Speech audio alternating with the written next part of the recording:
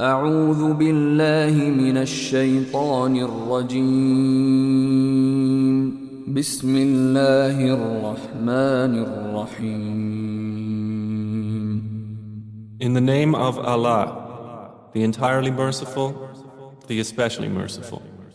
سورة أنزلناها وفرضناها وأنزلنا فيها آيات بينات لعلكم تذكرون. This is a surah which we have sent down and made that within it obligatory and revealed therein verses of clear evidence that you might remember. الزانية والزاني فاجلدوا كل واحد منهما 100 جلدة ولا تأخذكم بهما رأفة في دين الله إن كنتم تؤمنون بالله واليوم الآخر وليشهد عذابهما طائفة من المؤمنين.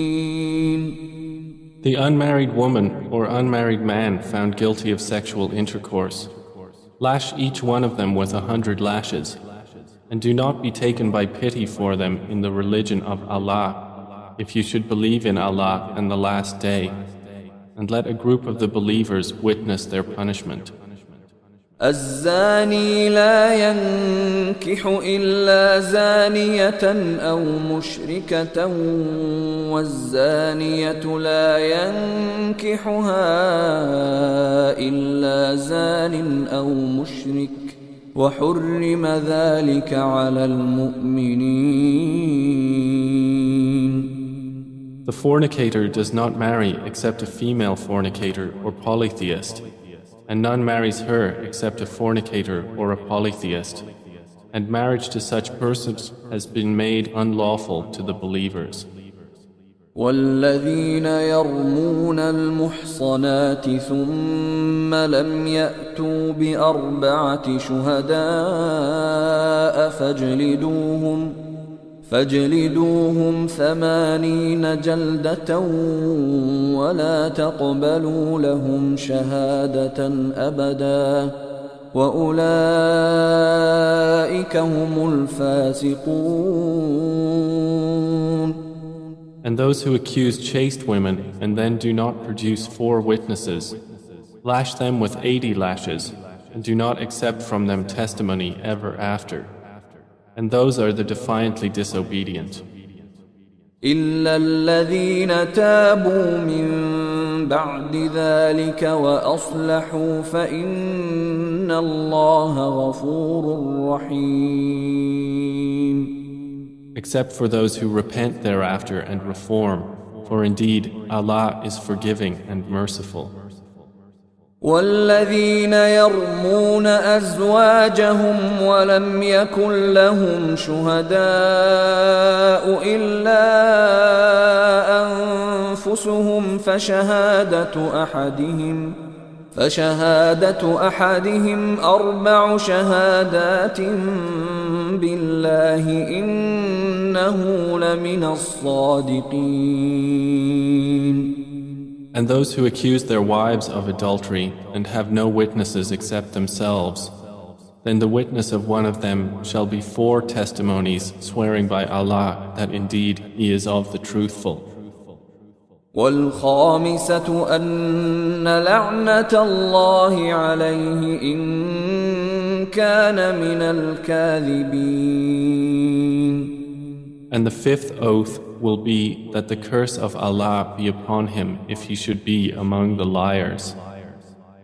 ويدرأ عنها العذاب أن تشهد 4 شهادات بالله إنه لمن الكاذبين.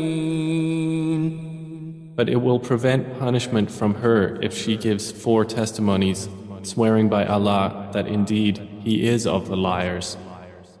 والخامسة أن غضب الله عليها إن كان من الصادقين.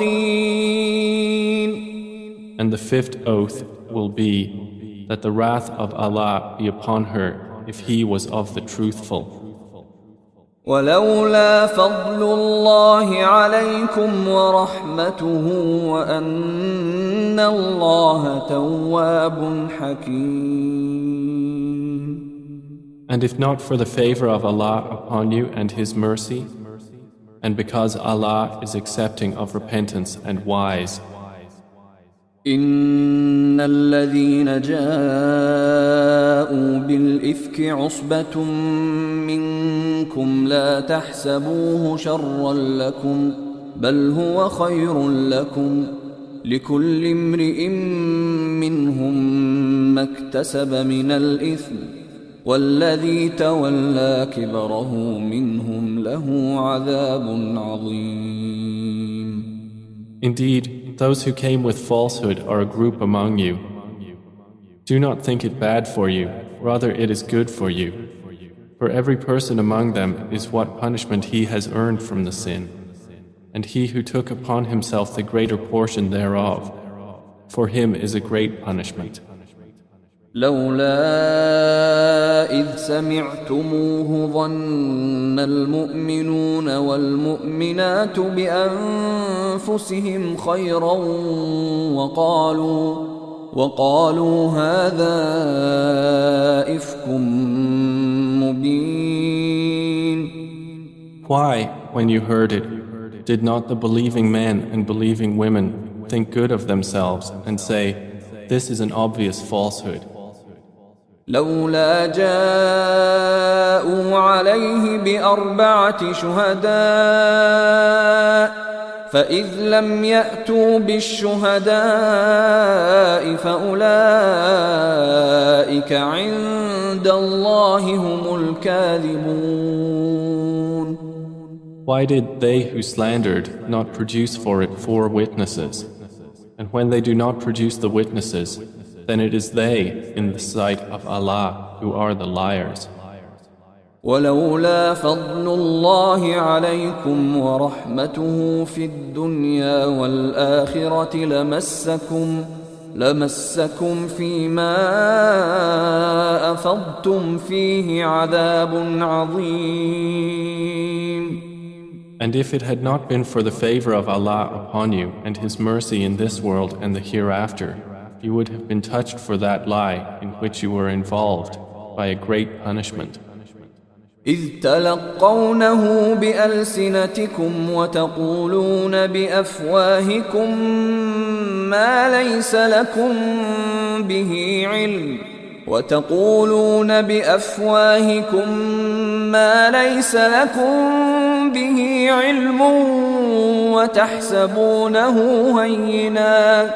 وتحسبونه هينا وهو عند الله عظيم. When you received it with your tongues and said with your mouths that of which you had no knowledge and thought it was insignificant while it was in the sight of Allah tremendous. ولولا إذ سمعتموه قلتم ما يكون لنا أن نتكلم بهذا سبحانك هذا بهتان عظيم. And why, when you heard it, did you not say, it is not for us to speak of this. Exalted are you, O Allah. This is a great slander. يعظكم الله أن تعودوا لمثله أبدا إن كنتم مؤمنين. Allah warns you against returning to the likes of this conduct ever if you should be believers. ويبين الله لكم الآيات والله عليم حكيم. And Allah makes clear to you the verses, and Allah is knowing and wise. إن الذين يحبون أن تشيع الفاحشة في الذين آمنوا لهم عذاب أليم في الدنيا والآخرة والله يعلم وأنتم لا تعلمون. Indeed, those who like that immorality should be spread among those who have believed will have a painful punishment in this world and the hereafter. And Allah knows, and you do not know. ولولا فضل الله عليكم ورحمته وأن الله رؤوف رحيم. And if it had not been for the favor of Allah upon you and His mercy, and because Allah is kind and merciful. يا أيها الذين آمنوا لا تتبعوا خطوات الشيطان ومن يتبع خطوات الشيطان فإنه يأمر بالفحشاء والمنكر ولولا فضل الله عليكم ورحمته ما زكى منكم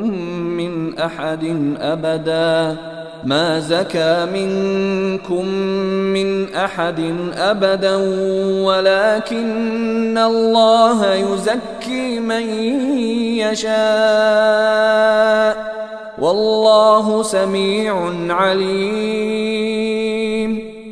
O you who have believed, do not follow the footsteps of Satan. And whoever follows the footsteps of Satan, indeed, he enjoins immorality and wrongdoing. And if not for the favor of Allah upon you and His mercy, not one of you would have been pure ever. But Allah purifies whom He wills, and Allah is hearing and knowing. ولا يأتل أولو الفضل منكم والسعة أن يؤتوا أولي القربى والمساكين والمهاجرين في سبيل الله وليعفوا وليصفحوا ألا تحبون أن يغفر الله لكم والله غفور رحيم. And let not those of virtue among you and wealth swear not to give aid to their relatives and the needy and the immigrants for the cause of Allah, and let them pardon and overlook. Would you not like that Allah should forgive you? And Allah is forgiving and merciful. إن الذين يرمون المحصنات الغافلات المؤمنات لعنوا في الدنيا والآخرة ولهم عذاب عظيم. Indeed, those who falsely accuse chaste, unaware and believing women are cursed in this world and the hereafter, and they will have a great punishment. يوم تشهد عليهم ألسنتهم وأيديهم وأرجلهم بما كانوا يعملون. On a day when their tongues, their hands and their feet will bear witness against them as to what they used to do. يومئذ يوفيهم الله دينهم الحق ويعلمون أن الله هو الحق المبين. That day, Allah will pay them in full their true recompense, and they will know that it is Allah who is the manifest truth. الخبيثات للخبيثين والخبيثون للخبيثات والطيبات للطيبين والطيبون للطيبات أولئك مبرؤون مما يقولون لهم مغفرة ورزق كريم. Evil words are for evil men, and evil men are subjected to evil words. And good words are for good men, and good men are an object of good words. Those good people are declared innocent of what the slanderers say. For them is forgiveness and noble provision.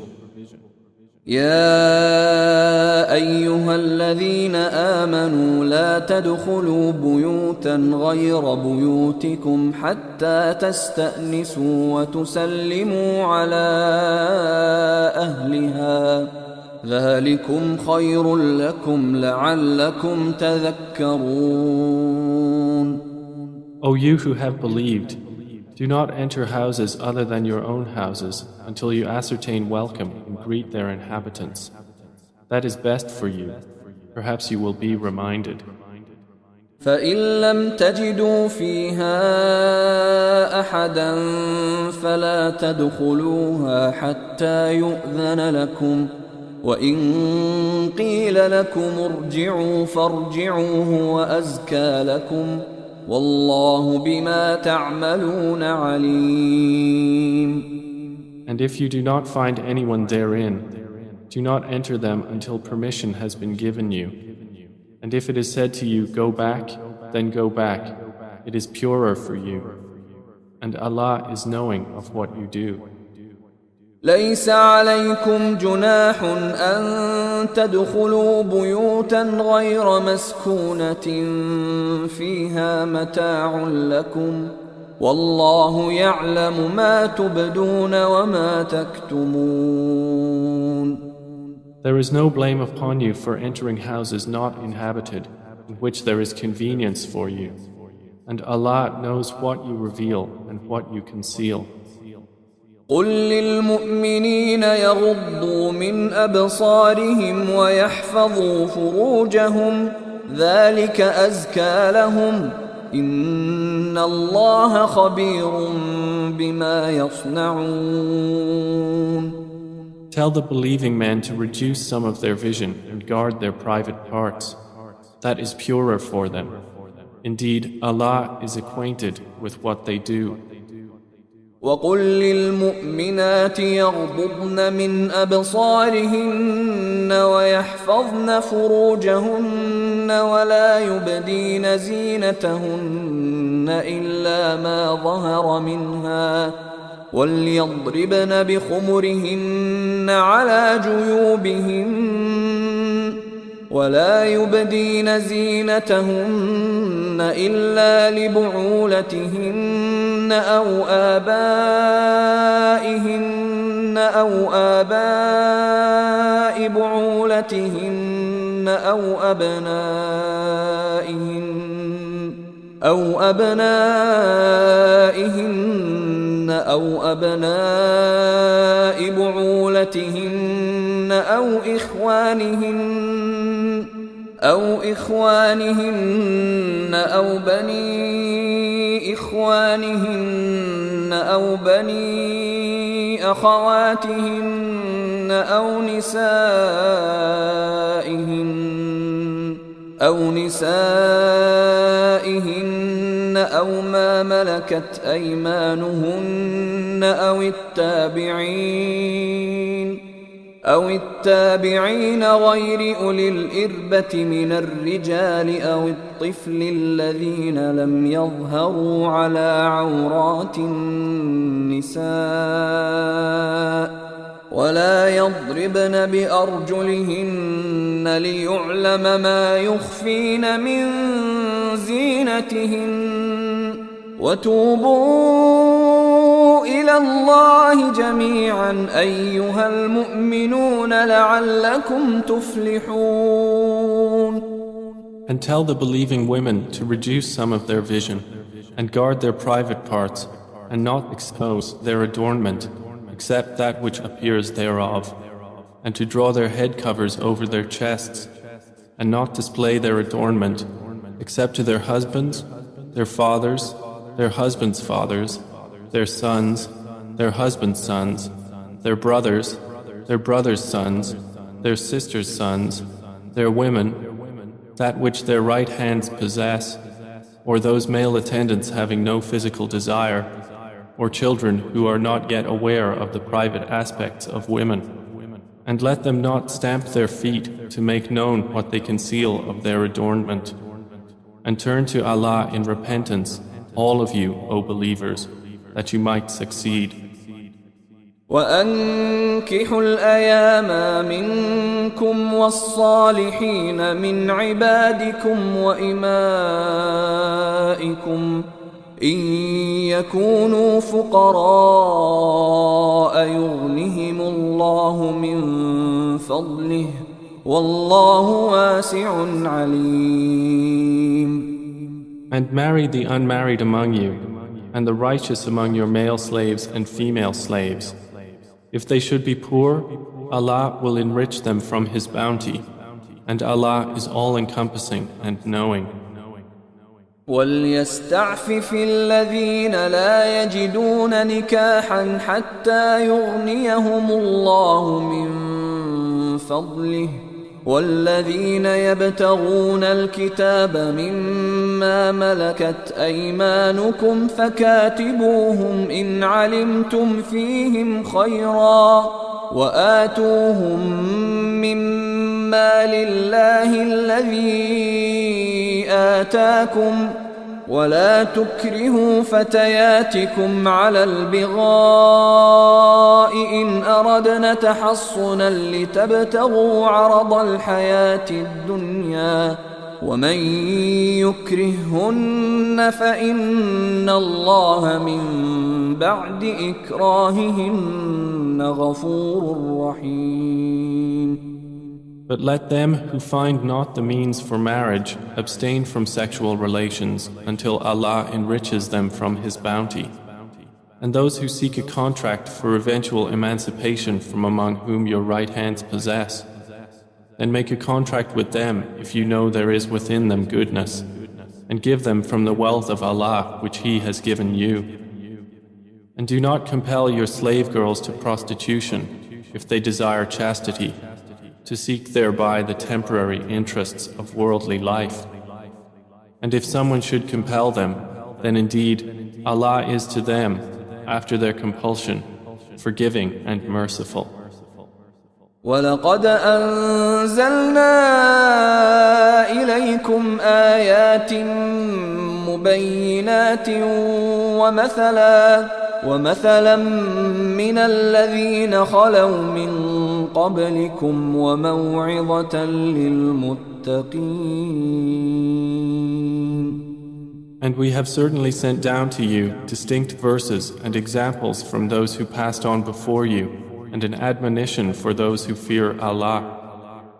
الله نور السماوات والأرض مثل نوره كمشكاة فيها مصباح المصباح في زجاجة الزجاجة كأنها كوكب دري يوقد من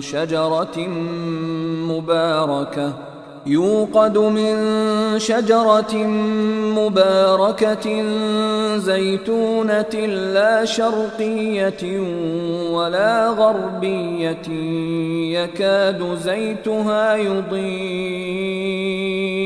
يكاد زيتها يضيء ولو لم تمسسه نار نور على نور يهدي الله لنوره من يشاء ويضرب الله الأمثال للناس والله بكل شيء عليم. Allah is the light of the heavens and the earth. The example of His light is like a niche within which is a lamp. The lamp is within glass, the glass as if it were a pearly white star lit from the oil of a blessed olive tree, neither of the east nor of the west, whose oil would almost glow even if untouched by fire. Light upon light. Allah guides to His light whom He wills, and Allah presents examples for the people, and Allah is knowing of all things. في بيوت أذن الله أن ترفع ويذكر فيها اسمه يسبح له فيها بالغدو والآصال. Such niches are in mosques which Allah has ordered to be raised, and that His name be praised therein, exalting Him within them in the morning and the evenings. رجال لا تلهيهم تجارة ولا بيع عن ذكر الله وإقام الصلاة وإيتاء الزكاة يخافون يوما تتقلب فيه القلوب والأبصار. Are men whom neither commerce nor sale distracts from the remembrance of Allah and performance of prayer and giving of zakah. They fear a day in which the hearts and eyes will fearfully turn about.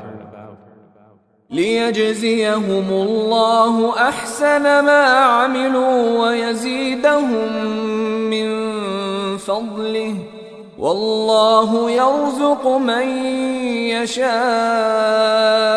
بغير حساب.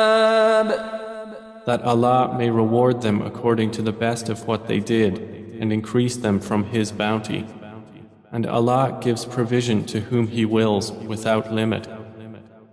والذين كفروا أعمالهم كسراب بقيعة يحسبه الظمآن ماء حتى إذا جاءه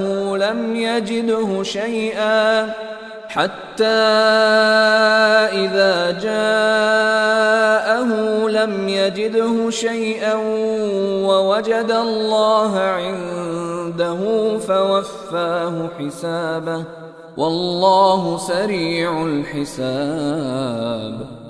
But those who disbelieved, their deeds are like a mirage in a lowland, which a thirsty one thinks is water until, when he comes to it, he finds it is nothing, but finds Allah before him, and He will pay him in full his due, and Allah is swift in account.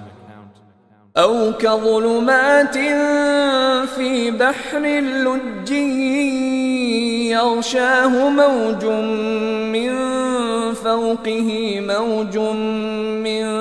فوقه سحاب ظلمات بعضها فوق بعض إذا أخرج يده لم يكد يراها ومن لم يجعل الله له نورا فما له من نور. Or they are like darknesses within an unfathomable sea, which is covered by waves, upon which are waves, over which are clouds. Darknesses, some of them upon others. When one puts out his hand therein, he can hardly see it. And he to whom Allah has not granted light, for him there is no light. ألم تر أن الله يسبح له من في السماوات والأرض والطير صافات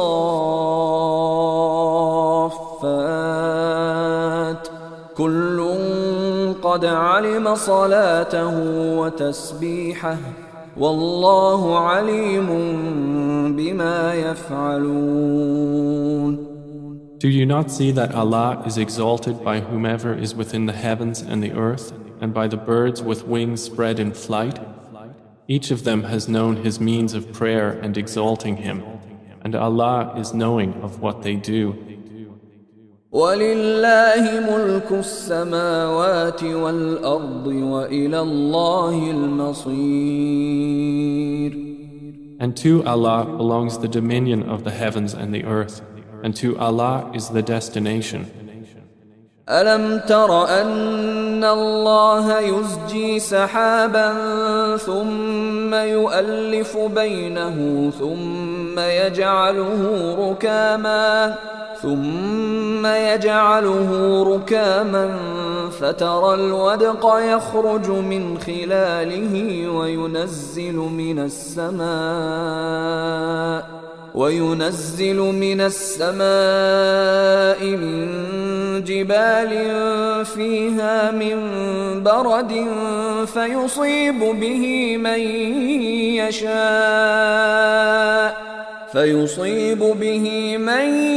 يشاء ويصرفه عن من يشاء يكاد سنا برقه يذهب بالأبصار. Do you not see that Allah drives clouds? Then He brings them together, then He makes them into a mass, and you see the rain emerge from within it. And He sends down from the sky mountains of clouds within which is hail, and He strikes with it whom He wills and averts it from whom He wills. The flash of its lightning almost takes away the eyesight. يقلب الله الليل والنهار إن في ذلك لعبرة لأولي الأبصار. Allah alternates the night and the day. Indeed, in that is a lesson for those who have vision. والله خلق كل دابة من ماء فمنهم من يمشي على بطنه ومنهم من يمشي على رجلين ومنهم من يمشي على أربع يخلق الله ما يشاء إن الله على كل شيء قدير. Allah has created every living creature from water, and of them are those that move on their bellies, and of them are those that walk on 2 legs, and of them are those that walk on 4. Allah creates what He wills. Indeed, Allah is over all things competent. لقد أنزلنا آيات مبينات والله يهدي من يشاء إلى صراط مستقيم. We have certainly sent down distinct verses, and Allah guides whom He wills to a straight path. ويقولون آمنا بالله وبالرسول وأطعنا ثم يتولى فريق منهم من بعد ذلك وما أولئك بالمؤمنين. But the hypocrites say, "We have believed in Allah and in the Messenger, and we obey." Then a party of them turns away after that, and those are not believers. وَإِذَا دُعُوا إِلَى اللَّهِ وَرَسُولِهِ لِيَحْكُمَ بَيْنَهُمْ إِذَا فَرِيقٌ مِّنْهُمْ مُعْرِضُونَ. And when they are called to the words of Allah and His Messenger to judge between them, at once a party of them turns aside in refusal. وَإِن يَكُن لَّهُمُ الْحَقُّ يَأْتُوا إِلَيْهِ مُذْعِنِينَ. But if the right is theirs, they come to Him in prompt obedience. أَفِي قُلُوبِهِم مَّرَضٌ أَمِ ارْتَابُوا أَمْ يَخَافُونَ أَن يَحِيفَ اللَّهُ عَلَيْهِمْ وَرَسُولُهُ بل أولئك هم الظالمون. Is there disease in their hearts? Or have they doubted? Or do they fear that Allah will be unjust to them or His Messenger? Rather, it is they who are the unjust. إنما كان قول المؤمنين إذا دعوا إلى الله ورسوله ليحكم بينهم أن يقولوا سمعنا وأطعنا وأولئك هم المفلحون. The only statement of the true believers when they are called to Allah and His Messenger to judge between them is that they say, "We hear and we obey," and those are the successful. ومن يطع الله ورسوله ويخشى الله ويتقه فأولئك هم الفائزون. And whoever obeys Allah and His Messenger and fears Allah and is conscious of Him, it is those who are the attainers.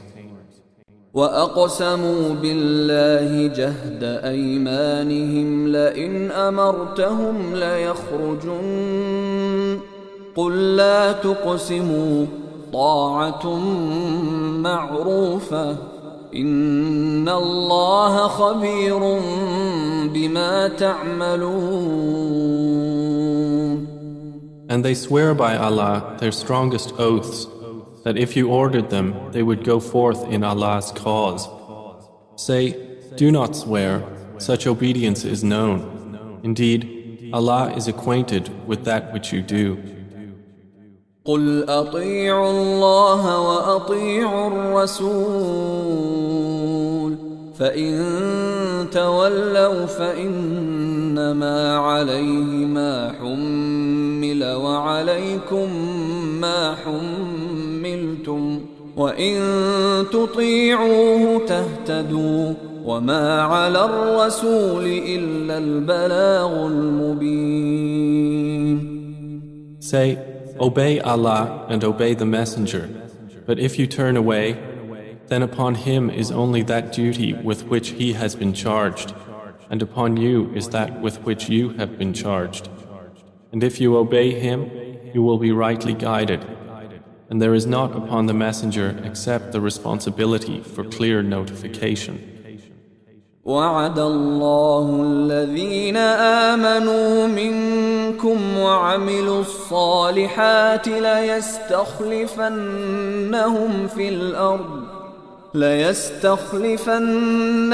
في الأرض كما استخلف الذين من قبلهم وليمكنن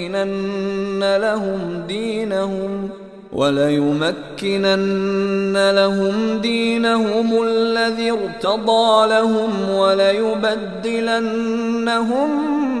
من بعد خوفهم أمنا يعبدونني لا يشركون بي شيئا ومن كفر بعد ذلك فأولئك هم الفاسقون. Allah has promised those who have believed among you and done righteous deeds that He will surely grant them succession to authority upon the earth, just as He granted it to those before them, and that He will surely establish for them therein their religion, which He has preferred for them, and that He will surely establish for them after their fear security, for they worship Me, not associating anything with Me. But whoever disbelieves after that, then those are the defiantly disobedient. وأقيموا الصلاة وآتوا الزكاة وأطيعوا الرسول لعلكم ترحمون. And establish prayer and give zakah and obey the Messenger that you may receive mercy. لا تحسبن الذين كفروا معجزين في الأرض ومأواهم النار ولبئس المصير. Never think that the disbelievers are causing failure to Allah upon the earth. Their refuge will be the fire, and how wretched the destination. يا أيها الذين آمنوا ليستأذنكم الذين ملكت أيمانكم والذين لم يبلغوا الحلم منكم 3 مرات من قبل صلاة الفجر وحين تضعون ثيابكم من الظهيرة ومن بعد صلاة العشاء 3 عورات لكم ليس عليكم ولا عليهم جناح بعدهن طوافون عليكم بعضكم على بعض كذلك يبين الله لكم الآيات والله عليم حكيم. O you who have believed, let those whom your right hands possess and those who have not yet reached puberty among you ask permission of you before entering at 3 times. Before the dawn prayer, and when you put aside your clothing for rest at noon, and after the night prayer. These are 3 times of privacy for you. There is no blame upon you nor upon them beyond these periods, for they habitually circulate among you, some of you among others. Thus does Allah make clear to you the verses, and Allah is knowing and wise. وَإِذَا بَلَغَ الْأَطْفَالُ مِنكُمُ الْحُلُمَ فَلْيَسْتَأْذِنُوا كَمَا اسْتَأْذَنَ الَّذِينَ مِن قَبْلِهِمْ كَذَلِكَ يُبَيِّنُ اللَّهُ لَكُمْ آيَاتِهِ وَاللَّهُ عَلِيمٌ حَكِيمٌ. And when the children among you reach puberty, let them ask permission at all times, as those before them have done. Thus does Allah make clear to you His verses, and Allah is knowing and wise. والقواعد من النساء اللاتي لا يرجون نكاحا فليس عليهن جناح أن يضعن ثيابهن غير متبرجات بزينة وأن يستعففن خير لهن والله سميع عليم. And women of post-menstrual age who have no desire for marriage, there is no blame upon them for putting aside their outer garments but not displaying adornment. But to modestly refrain from that is better for them, and Allah is hearing and knowing. ليس على الأعمى حرج ولا على الأعرج حرج ولا على المريض حرج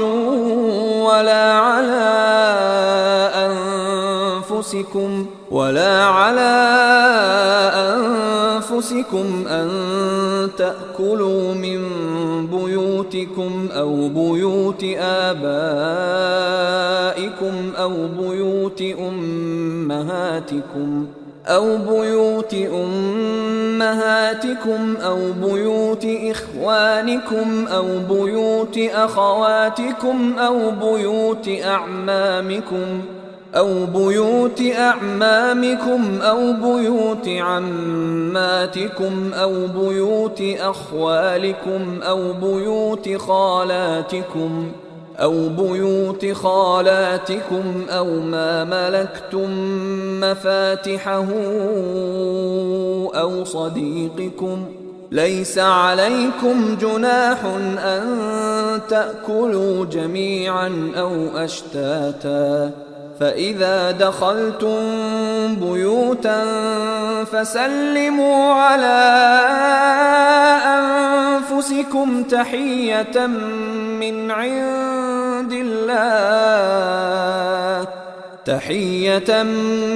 عند الله مباركة طيبة كذلك يبين الله لكم الآيات لعلكم تعقلون. There is not upon the blind any guilt, nor upon the lame any guilt, nor upon the ill any guilt, nor upon yourselves if you eat from your own houses, or the houses of your fathers, or the houses of your mothers, or the houses of your brothers, or the houses of your sisters, or the houses of your father's brothers, or the houses of your father's sisters, or the houses of your mother's brothers, or the houses of your mother's sisters, or from houses whose keys you possess, or from the house of your friend. There is no blame upon you whether you eat together or separately. But when you enter houses, give greetings of peace upon each other, a greeting from Allah, blessed and good. Thus does Allah make clear to you the verses of ordinance, that you may understand. إنما المؤمنون الذين آمنوا بالله ورسوله وإذا كانوا معه على أمر جامع لم يذهبوا حتى يستأذنوه إن الذين يستأذنونك أولئك الذين يؤمنون بالله ورسوله فإذا استأذنوك لبعض شأنهم فأذن لمن شئت منهم واستغفر لهم الله إن الله غفور رحيم. The believers are only those who believe in Allah and His Messenger. And when they are meeting with Him for a matter of common interest, do not depart until they have asked His permission. Indeed, those who ask your permission, O Muhammad, those are the ones who believe in Allah and His Messenger. So when they ask your permission for something of their affairs, then give permission to whom you will among them, and ask forgiveness for them of Allah. Indeed, Allah is forgiving and merciful. لا تجعلوا دعاء الرسول بينكم كدعاء بعضكم بعضا قد يعلم الله الذين يتسللون منكم لواذا فليحذر الذين يخالفون عن أمره أن تصيبهم فتنة أو يصيبهم عذاب أليم. Do not make your calling of the messenger among yourselves as the call of one of you to another. Already Allah knows those of you who slip away, concealed by others. So let those beware who dissent from the Prophet's order, lest fitna strike them or a painful punishment.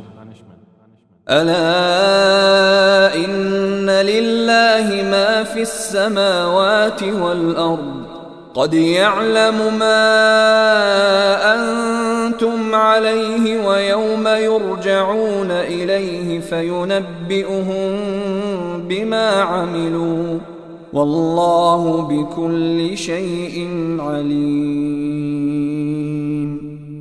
Unquestionably, to Allah belongs whatever is in the heavens and earth. Already He knows that upon which you stand, and knows the day when they will be returned to Him, and He will inform them of what they have done. And Allah is knowing of all things.